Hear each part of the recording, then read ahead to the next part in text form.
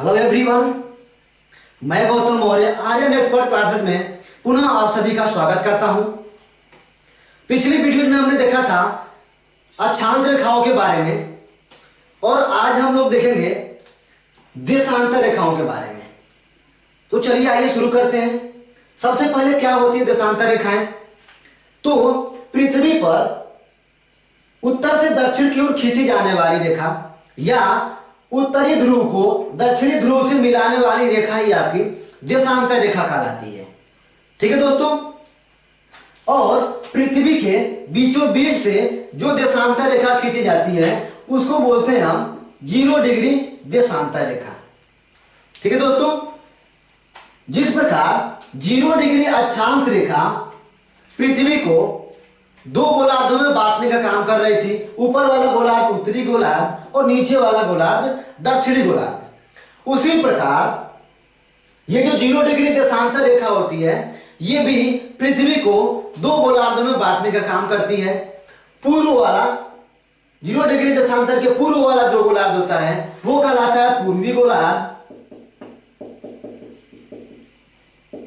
और 0 डिग्री देशांतर के पश्चिम वाला गोलार्ध आपका कहलाता है पश्चिमी गोलार्ध। ठीक है दोस्तों। अब जो टोटल देशांतर रेखाओं की संख्या होती है वो होती है 360।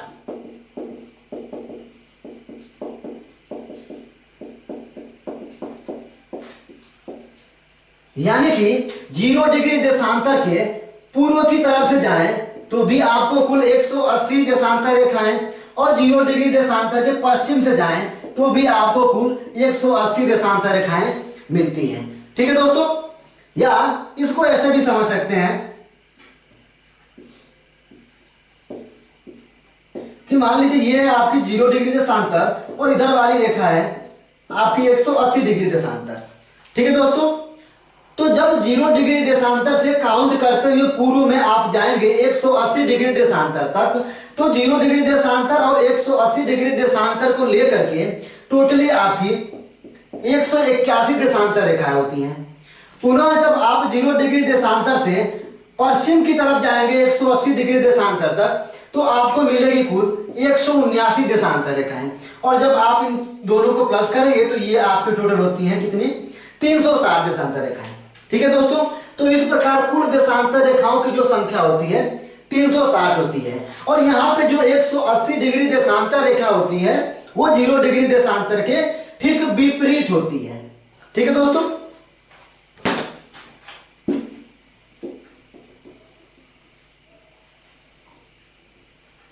अब देखिए जो देशांतर रेखाएं होती हैं वो अर्धवृत्ताकार होती हैं।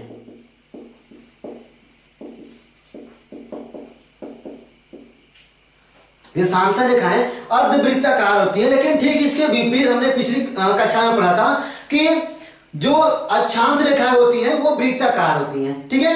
लेकिन देशांतर रेखाएं क्या होगी? देशांतर रेखाएं जो है कि अर्धवृत्ताकार होती हैं। ठीक है। अगली प्रॉपर्टी जिसकी ये है कि जो देशांतर रेखाएं होती हैं वो एक दूसरे के समांतर नहीं होती हैं, लेकिन अक्षांश रेखाएं क्या होती थी? अक्षांश रेखाएं एक दूसरे के समांतर होती थी। ठीक है। अगली इसकी प्रॉपर्टी ये है कि जो अक्षांश रेखाएं होती थी उनके बीच की दूरी सर्वत्र समान होती थी। किन्हीं भी दो क्रमागत अक्षांशों के बीच की जो दूरी होती थी वो एक समान बराबर होती थी, लेकिन जो देशांतर रेखाएं होती हैं इनके बीच की दूरी जो है कि एक समान नहीं होती है। ठीक है। यानी कि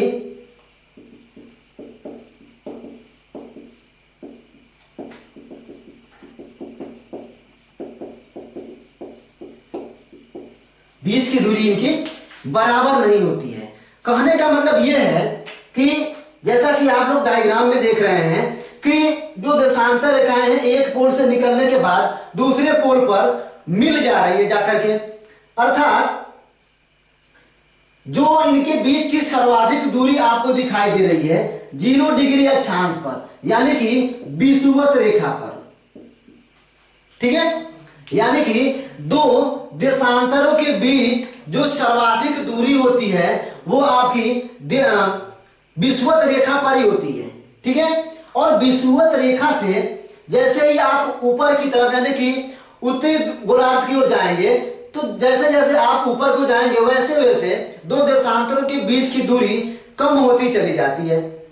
और ठीक उसी प्रकार 0 डिग्री देशांतर के नीचे भी जब आएंगे तो दो देशांतरों के बीच की दूरी आपकी घटती चली जाती है और एटलीस्ट ध्रुवों पर कितनी हो जाती है, तो 0 हो जाती है। ठीक है, तो इसी प्रकार इनके बीच की जो दूरी होती है वो बराबर नहीं होती है, लेकिन सर्वाधिक कहां पर होती है, तो इनके बीच की जो सर्वाधिक दूरी होती है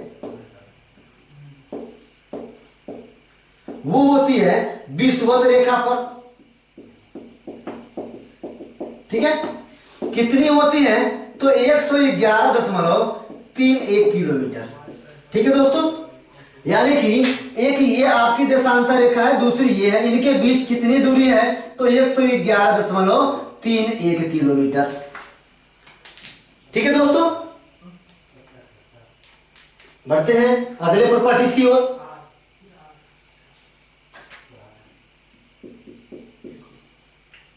तो जो देशांतर रेखाएं होती हैं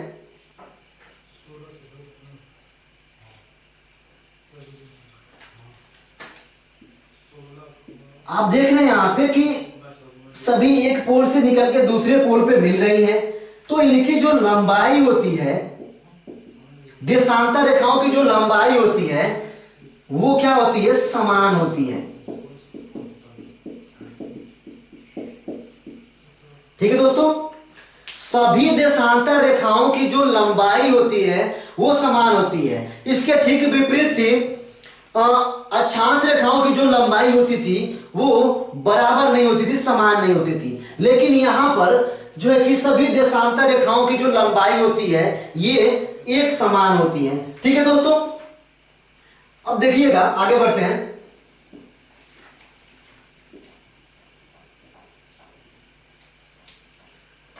जो देशांतर रेखाएं होती हैं इनका जो प्रयोग किया जाता है मुख्य रूप से समय और तिथि के निर्धारण के लिए। ठीक है दोस्तों, तो जो 0 डिग्री देशांतर रेखा है इसको जो है कि माना गया अंतरराष्ट्रीय समय रेखा, और ठीक इसके जो विपरीत है, विपरीत जो देशांतर रेखा है 180 डिग्री, इसको माना गया है अंतरराष्ट्रीय तिथि रेखा। अब विषय यहां पर यह है कि 0 डिग्री देशांतर को ही अंतरराष्ट्रीय समय रेखा क्यों माना गया, या 180 डिग्री देशांतर को ही अंतरराष्ट्रीय तिथि रेखा क्यों माना गया। तो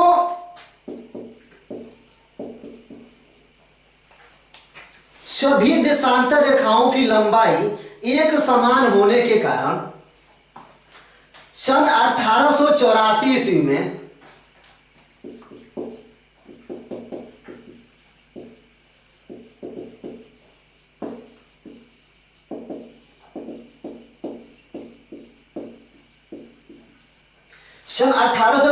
ईस्वी में सभी देशों की सहमति से इंटरनेशनल मेरिडियन कॉन्फ्रेंस बुलाई गई।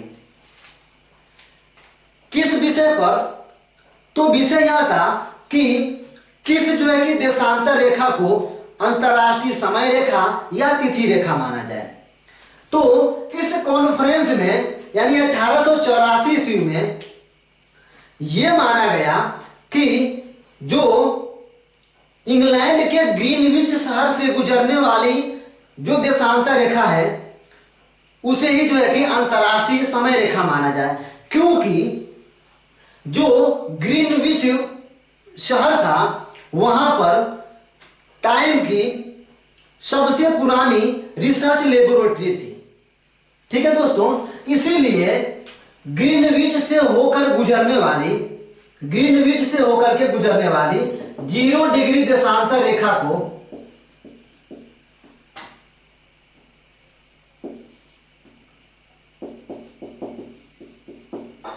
ग्रीनविच से होकर गुजरने वाली 0 डिग्री देशांतर रेखा को ही अंतरराष्ट्रीय समय रेखा माना गया। और ठीक इसी के विपरीत 180 डिग्री देशांतर को अंतरराष्ट्रीय तिथि रेखा माना गया।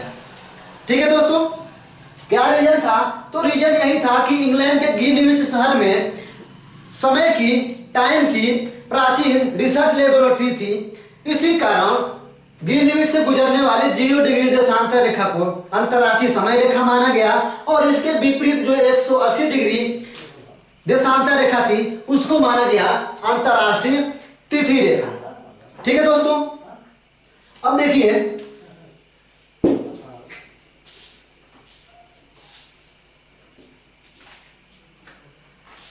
जो 0 डिग्री देशांतर रेखा यानी कि अंतरराष्ट्रीय समय रेखा, इसको कुछ अन्य नामों से भी जाना जाता है। जैसे 0 डिग्री देशांतर को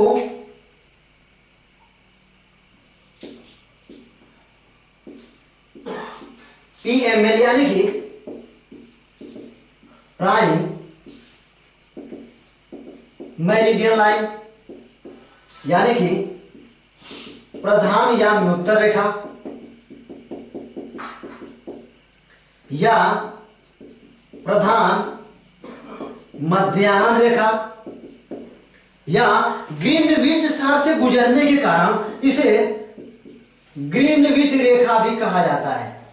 ठीक है दोस्तों, ग्रीनविच से गुजरने के कारण इसको ग्रीनविच रेखा भी कहा जाता है, या इसी को बोला जाता है अंतरराष्ट्रीय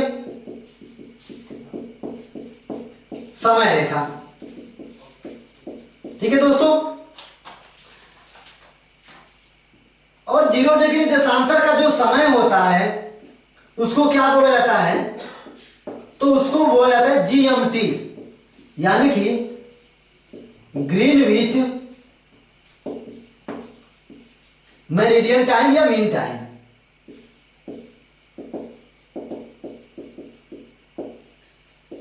ठीक है, 0 डिग्री देशांतर के समय को क्या बोला जाता है? GMT यानी कि ग्रीनविच के टाइम को क्या बोला जाता है? तो ग्रीनविच मेरिडियन टाइम या ग्रीनविच मध्य समय बोला जाता है। ठीक है दोस्तों, यहां पे देखिएगा जो 2 देशांतरों के बीच पृथ्वी को घूमने में जो समय लगता है वो लगता है आपका 4 मिनट का समय। वो कैसे? तो दोस्तों एक बिंदु पर जो मैक्सिमम जो कोण बनता है 360 डिग्री का बनता है, और जो आपकी पृथ्वी है वो पश्चिम से पूर्व की ओर घूमती है। ठीक है, तो 0 डिग्री देशांतर से 180 डिग्री देशांतर पूर्वी देशांतर तक आने में इसको 12 घंटे लग जाते हैं, और पुनः 180 डिग्री देशांतर से घूम करके 0 डिग्री देशांतर तक आने में 12 घंटे लग जाते हैं। यानी कि 12 इधर से 12 इधर से, यानी कि पृथ्वी को एक चक्कर लगाने में टोटल 24 घंटे का समय लग जाता है। तो इसको इस प्रकार भी कह सकते हैं कि 360 डिग्री पृथ्वी को घूमने में जो समय लगता है वो लगता है 24 घंटे। ठीक है, तो 1 डिग्री घूमने में पृथ्वी को कितना समय लगेगा? तो ये हो जाएगा 24 घंटा बटा के 360। अब आप 24 से 360 को काटेंगे तो ये कट जाएगा 15 बार में। ठीक है दोस्तों, अब जो ये 1 घंटा है इसको बदल लीजिए आप मिनट में, तो 1 डिग्री बराबर हो जाएगा 60 बटा के 15 मिनट, और जब 15 से काटेंगे तो ये हो जाएगा 1 डिग्री बराबर 4 मिनट।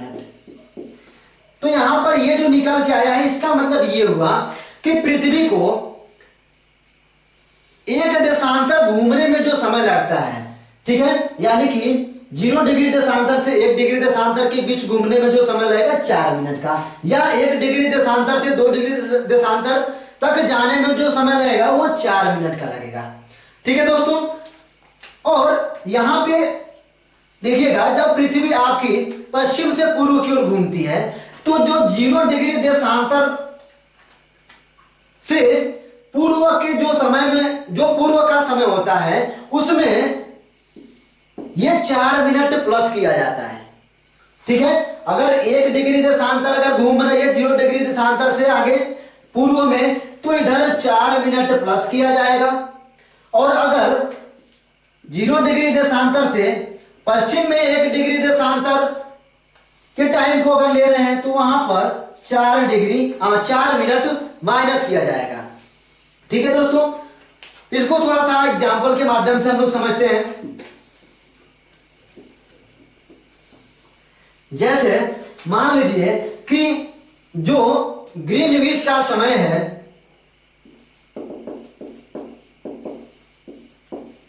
वो है आपका 3 AM, सुबह के 3 बज रहे हैं। तो अगर आपसे ये पूछे कि 15 डिग्री देशांतर, या यहां पे दिशा का होना बहुत ही जरूरी है, अगर कहे 15 डिग्री पूर्वी देशांतर का समय क्या होगा, ठीक है, तो इसको कैसे निकालेंगे बस इसको ध्यान दीजिए।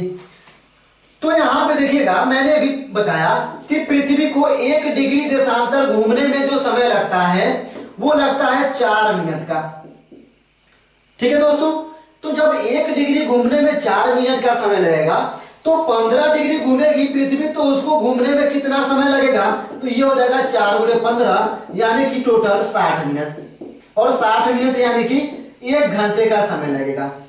ठीक है दोस्तों, यानी कि अगर 0 डिग्री पर 3 बज रहे हैं तो मैंने अभी बताया कि अगर 1 डिग्री देशांतर अगर पूर्व को घूम रही है तो 4 मिनट प्लस किया जाएगा, और अगर वही 1 डिग्री देशांतर पश्चिम को घूम रही है तो 4 मिनट माइनस किया जाएगा, क्योंकि 1 डिग्री घूमने में 4 मिनट का समय लगता है। तो यहां पर आप कितना घुमा रहे हो पृथ्वी को, तो 15 डिग्री घुमा रहे हैं। किधर को, तो पूर्व की तरफ, पूर्वी देशांतर की तरफ। तो 1 डिग्री घुमाने में 4 मिनट का समय, तो 15 डिग्री जब घूमेगी तो 1 घंटे का समय लगेगा। ठीक है, तो अब इधर जब 15 डिग्री पूर्वी देशांतर की बात कर रहा है तो यहां पे क्या होगा, 1 आवर जो है कि ग्रीनविच टाइम में आप प्लस कर देंगे, यानी कि ग्रीनविच का समय अगर 3 बज रहा है तो 15 डिग्री देशांतर का समय क्या होगा, तो इसमें आप 1 घंटा प्लस कर दीजिए, ये हो जाएगा आपका 4 AM। ठीक है, इसी प्रकार अगर भारत का समय निकालना है तो उसको भी देख लेते हैं। तो जो भारत की मानक समय रेखा होती है वो होती है 82.5 डिग्री। ठीक है, मान लीजिए कि ग्रीनविच का जो समय है वो बज रहे हैं आपके 11 PM। ठीक है दोस्तों, ग्रीनविच का जो टाइम है मान लीजिए 11 PM हो रहे हैं, तो अगर कोई पूछे कि भारत की टाइमिंग उस समय क्या होगी, यानी कि जो भारत की मानक समय रेखा है वो है आपकी 82.5 डिग्री। तो अब यहाँ पे क्या करेंगे कि 1 डिग्री पृथ्वी को घूमने में 4 मिनट का समय लग रहा था, तो कितना घुमाना है आपको, 82.5 डिग्री। तो 82.5 डिग्री घूमने में पृथ्वी को कितना समय लगेगा, तो ये हो जाएगा 4 × 165 बजा के 2 डिग्री। ठीक है, अब यहाँ पे जब काटेंगे तो ये आपका आएगा 2 × 165 डिग्री, यानी कि जब गुणा करेंगे तो ये हो जाएगा 330 मिनट। ठीक है दोस्तों, कितना आया टोटल मिनट, 330 मिनट। अब 330 मिनट को आप क्या करिए, घंटे में बदल दीजिए, तो चूंकि 60 मिनट बराबर होता है 1 घंटा। ठीक है, तो 1 मिनट बराबर कितने घंटे होंगे, यानी कि 1/60 घंटा। तो 330 मिनट बराबर कितने घंटे होंगे, तो 330 मिनट बराबर हो जाएगा 1/60 × 330 घंटा।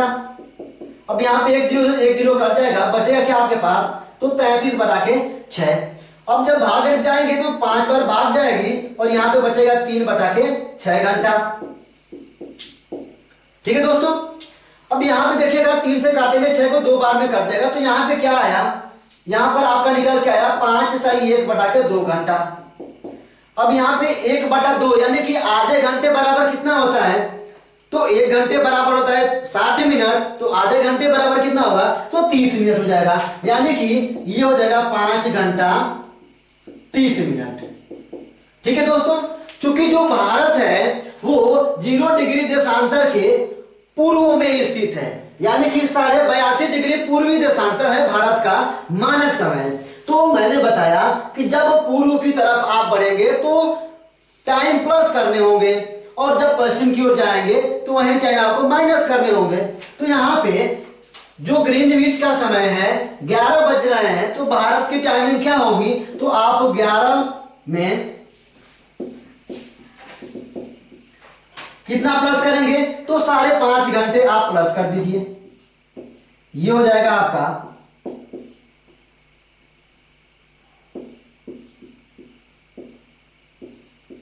ठीक है।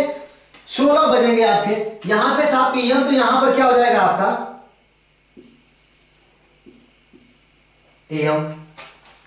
ठीक है दोस्तों, यानी कि कितने टाइम में हो जाएगी, 4 बज रहे होंगे उस कंडीशन में, 4 AM होंगे। ठीक है, यानी कि ग्रीनविच का समय अगर 11 हो रहा है तो उस कंडीशन में भारत की टाइमिंग क्या होगी, तो सुबह के 4 बजेंगे। ठीक है दोस्तों, चलिए आगे बढ़ते हैं।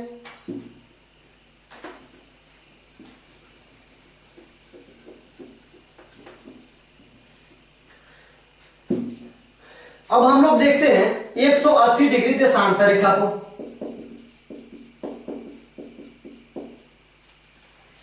तो जो 180 डिग्री देशांतर रेखा होती है, इसको क्या माना गया है, तो इसको माना गया है अंतरराष्ट्रीय तिथि रेखा, या जिसको आइडियल बोला जाता है, इंटरनेशनल डेडलाइन। ठीक है दोस्तों, तो 180 डिग्री जो देशांतर रेखा होती है,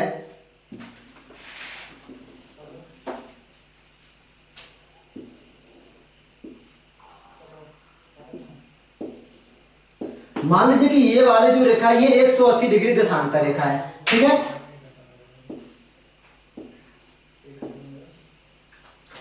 तो 180 डिग्री देशांतर रेखा के जब आप पूर्व में आएंगे, ठीक है, तो टाइम में 1 दिन प्लस करने होते हैं। यानी कि अगर 180 डिग्री देशांतर रेखा के पश्चिम में जब जाएंगे, तो अगर वहां का समय अगर 24 तारीख है, 24 अगर मार्च है, तो 180 डिग्री देशांतर रेखा के पूर्व का जो समय होगा वो होगा आपका 25 मार्च। ठीक है दोस्तों, अगर 180 डिग्री देशांतर के पूर्व का जो डेट है अगर वो होगा अगर 20 अप्रैल, तो 180 डिग्री देशांतर के पश्चिम की जो तिथि होगी, जो डेट होगा, वो होगा आपका 1 दिन कम हो जाएगा, यानी कि 19 अप्रैल होंगे। ठीक है दोस्तों, यानी कि यहां पर हम ये भी कह सकते हैं कि अगर कोई व्यक्ति जो 180 डिग्री देशांतर के पूर्व में है और जब आप 180 डिग्री देशांतर के पश्चिम में जाएंगे, तो आपको 1 दिन माइनस करने होंगे, और अगर आप 180 डिग्री देशांतर के पश्चिम में हैं और जब आप वहां से पूर्व में जाएंगे, तो आपको 1 दिन प्लस करने होंगे, 1 दिन बढ़ाने होंगे। ठीक है दोस्तों, आगे देखते हैं।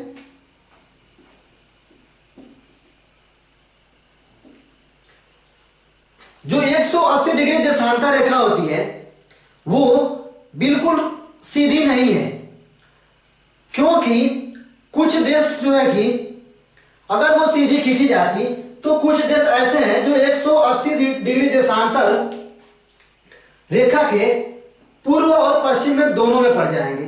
ठीक है दोस्तों, तो इसलिए जैसे आप मुख्य रूप से देख सकते हैं रूस के क्षेत्र को, ठीक है, तो जो इनके देश इनकी तिथियों में जो भी देश इसके बीच में आते हैं, यानी कि जिन देशों को ये काटती है, तो वहां का जो डेट है वो अलग अलग ना हो जाए, इसके लिए क्या किया गया है कि 180 डिग्री देशांतर रेखा को कई जगहों से मोड़ दिया गया। जैसे मान लीजिए कि ये रूस वाला क्षेत्र है और इधर से आ रही है आपकी 180 डिग्री देशांतर रेखा ऊपर आर्कटिक के क्षेत्रों से, तो इसको यहाँ पर ऐसे मोड़ दिया गया है। ठीक है, ऐसे ही आगे जब प्रशांत महासागर के क्षेत्रों में जाएंगे तो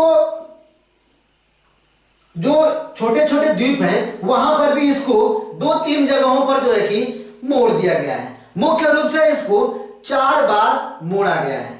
ठीक है दोस्तों, एक चीज और यहां पर यहां पर क्वेश्चन ये बनता है कि जो 180 डिग्री 180 डिग्री जो देशांतर रेखा है वो किस जल संधि के समांतर है। ठीक है दोस्तों, तो जो 180 डिग्री देशांतर रेखा है ये बेरिंग जल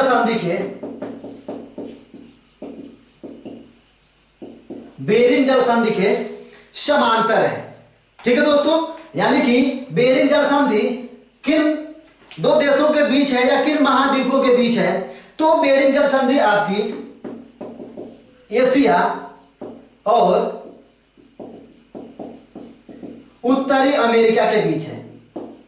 ठीक है, अगर देशों की बात करें तो एशिया का वो देश रूस है और उत्तरी अमेरिका का अलास्का।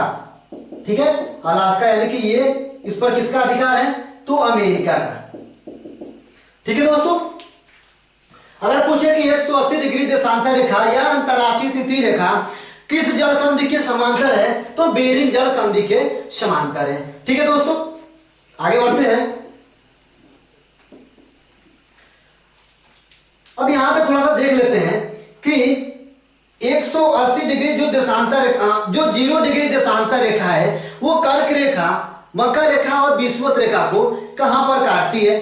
ठीक है, तो मान लीजिए कि ये आपकी है कर्क रेखा, ये विषुवत रेखा और ये है आपकी मकर रेखा। ठीक है, और यहां पर ये रहे 0 डिग्री देशांतर रेखा। ठीक है, तो जो 0 डिग्री देशांतर रेखा है ये कर्क रेखा को काटती है आपकी अल्जीरिया में। ठीक है दोस्तों, और विषुवत रेखा को काटती है ये गिनी की खाड़ी में। ठीक है, यानी कि महासागर की बात करें तो ये अटलांटिक महासागर में। ठीक है दोस्तों, और जो मकर रेखा है उसको 0 डिग्री देशांतर रेखा कहां पर काटती है, तो ये भी काटती है अटलांटिक महासागर में ही। ठीक है, जो नामीबिया और दक्षिण अफ्रीका के पश्चिम में है, यानी कि कहेंगे लिख सकते हैं इसको नामीबिया के पश्चिम में।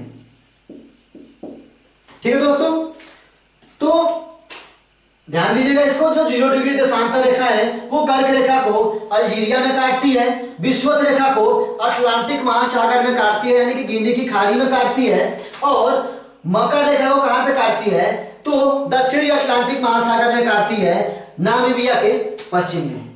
ठीक है दोस्तों, तो देशांतर रेखा का टॉपिक यहीं पे खत्म होता है। अगर आप सभी को वीडियो अगर पसंद आए तो हमारे चैनल को सब्सक्राइब करिएगा, लाइक करिएगा और अपने दोस्तों को भी शेयर करिएगा। तब तक के लिए धन्यवाद आप सभी का।